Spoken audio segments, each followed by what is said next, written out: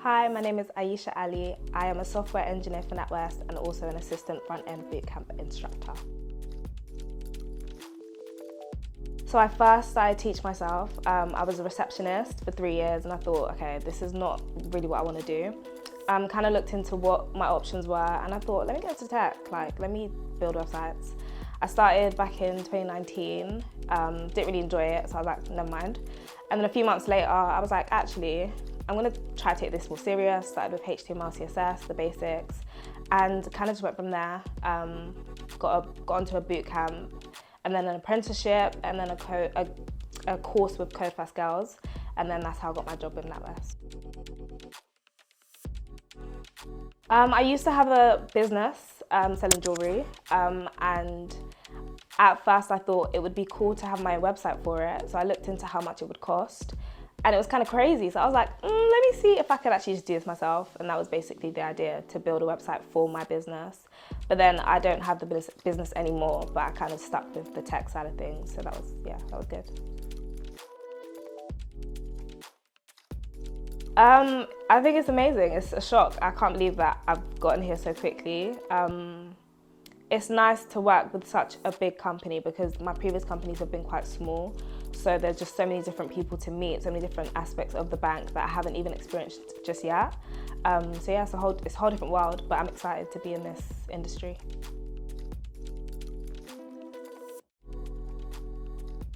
I think working for such a big company allows me to grow quicker. NatWest are very much, they like to keep people in-house. So if you're looking into different fields, let's say I wanted to look into business analyst or a UX designer, they're very much able to support that and help me grow in that field in that way.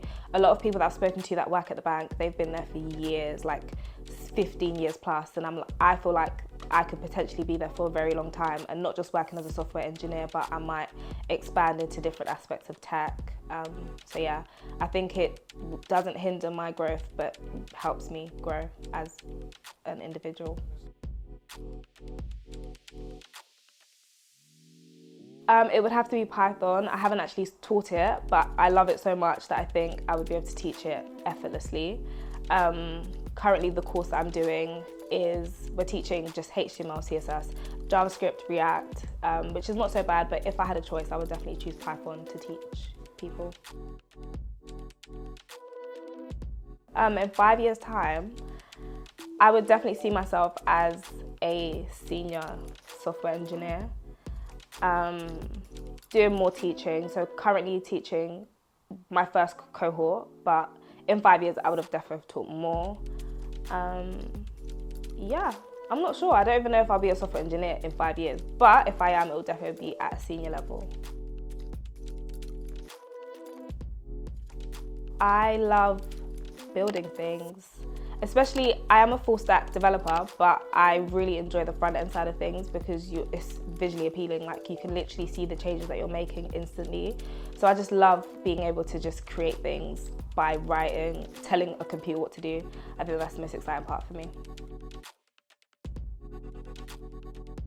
I feel like AI is slowly taking over. There will be an enhancement of developers being able to do their jobs. Like we will have advanced technology that just gives us the upper hand to be able to create things way more easier.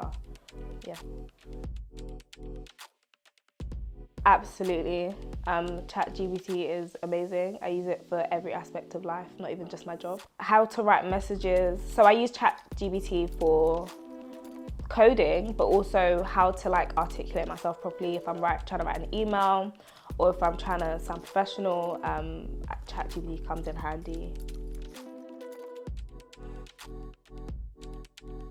I would have to say, giving them the experience that I once did when I was a student. So when I was a student and my teachers were able to give me advice and help me through whatever I needed, I'm now able to do that for other people. And so it's just a great feeling to be able to get people to where I am in such a short space of time.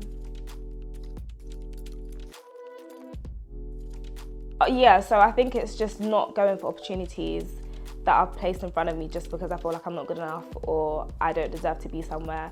Even my current job, sometimes I'm like, how the hell am I working in this place?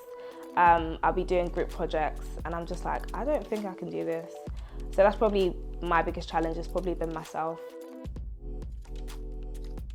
With my current team, they're really helpful. They're all like around my age, which is great. So I feel extremely comfortable around them. So even if I don't understand something, it's okay because there's times where they don't and I'm able to help them. So it's more of a balance. So yeah, I don't really get scared within my team, but I feel like if I was to move to a different team where it's like, there's more experience than older people, then I feel like maybe I would start to doubt myself. But right now I'm in a great team. It's interesting. Probably not though, just because I like to keep things separate. One is a hobby and one is like my career. And for me to be able to have fun in both of those, I think them being separate is the right thing to do. But there may come an opportunity where skating meets tech, who knows? But for now, I think having them separate is the best thing. Probably getting my job. Yeah, landing a job at NatWest is probably my greatest achievement. I'm extremely grateful.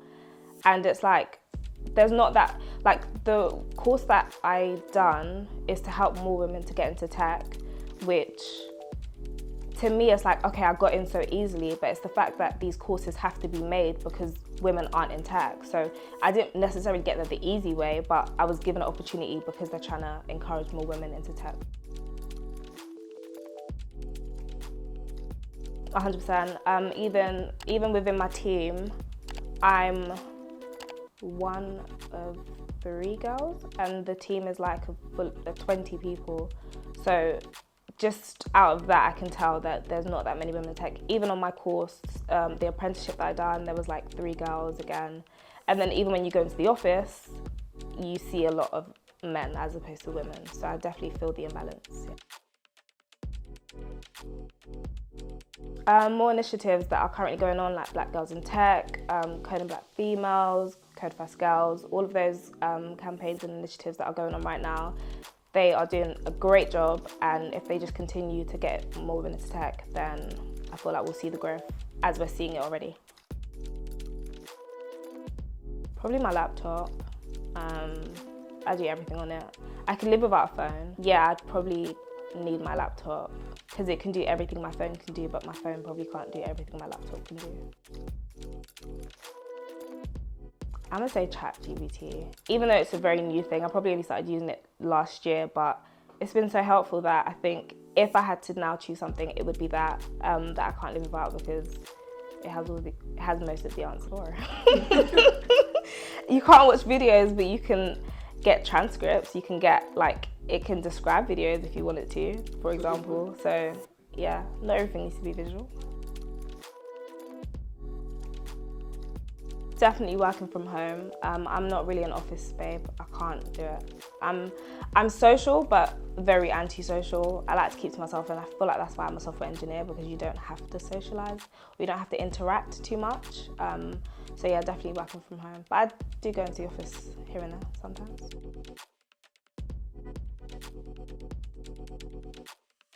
A 1,000%. I feel like sometimes my manager would want to keep me later than my contracted hours, but I think it's very key to have boundaries and have your schedule and stick to it. So if I'm finishing at 5 o'clock, I'm finishing at 5 o'clock, and life after work continues. Like, I don't need to be thinking about work until the next working day. Yeah, I'm very big on that.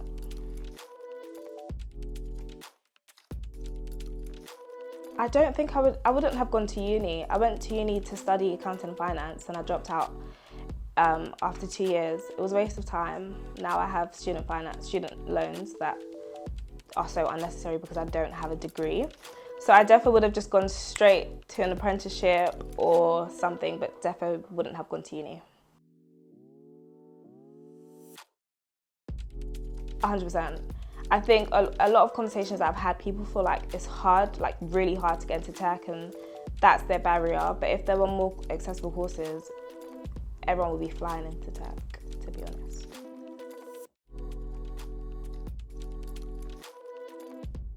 Yeah, I think it can be quite intimidating, especially because I feel like not all, but some men like to mansplain things, and because you're a woman, they feel like they need to over-explain things because you're probably not gonna understand it. And it's like, I really much do understand what you're talking about. So it can be a little daunting.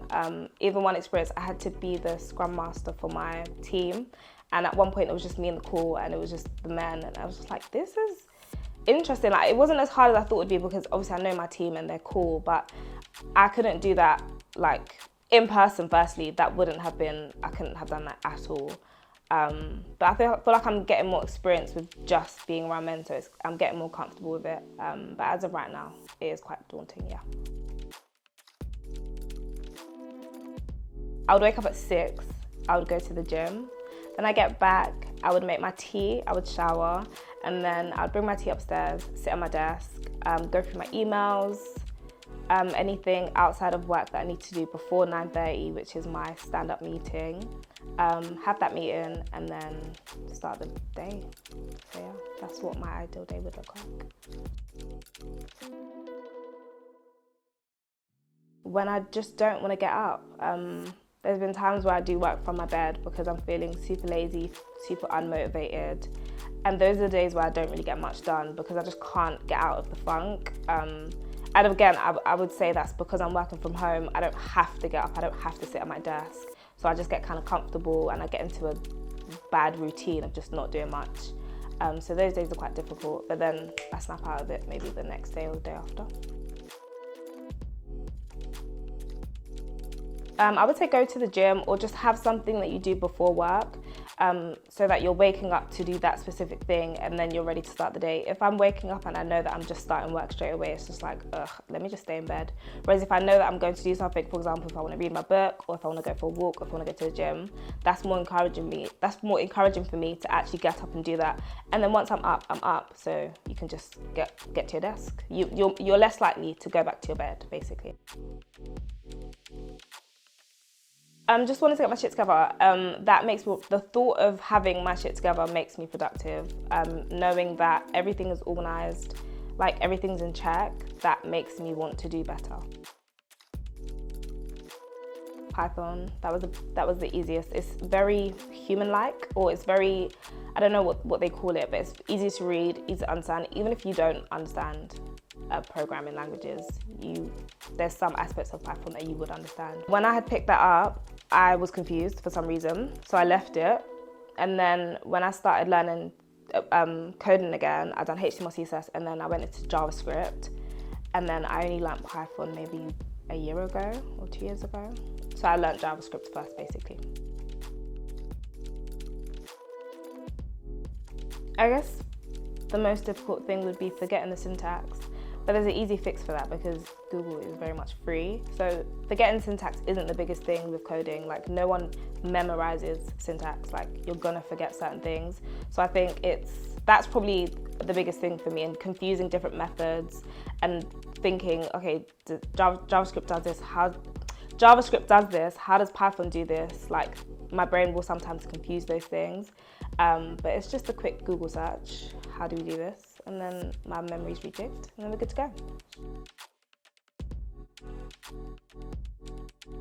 Coding can be very easy once you understand it. I think when people first look at it or they see all these cool videos of people coding and it looks like a lot of gibberish and nonsense.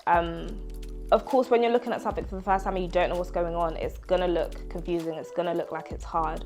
But the minute you actually sit down and maybe do a course on it, you'll start to realize that all you're doing is telling a computer what to do and the language that it needs. So if I needed to communicate with someone that's in Spain, for example, and they speak Spanish, I would just have to learn their language and be able to communicate with them. Same way, all you're doing is learning how to communicate with a computer. And it's not like you have to learn it from memory, like you can also use Google. I think what people don't realize is to be a good developer, a good software engineer, you have to just know things off your head. That's completely false. Like, the most experienced developers will still have to Google how to center a div, for example, because you're just gonna forget certain things. So yeah, it's easy once you get into it. But obviously, looking from the outside in, you would probably think it was hard. I would say go for it. I feel like a lot of people are worried that it may not be for them, and it might not be, but I would say give it a shot because you'll be surprised. I gave it a shot in the beginning, hated it, and I thought, you know what, let me try this one more time. Then I started with something different and it made sense. I've done a UX UI course. I realized, not really for me. Like, it's just if you have the slightest interest, give it a go. There are so many different free courses right now that are out there. You don't have to pay for anything if you're not sure. Give the free courses a go, see how you feel, and then take it from there. You can find me on LinkedIn, Ayisha Ali, Ayisha space ALLI. And I also have a TikTok account. It's called A in Tech, where I post different coding questions.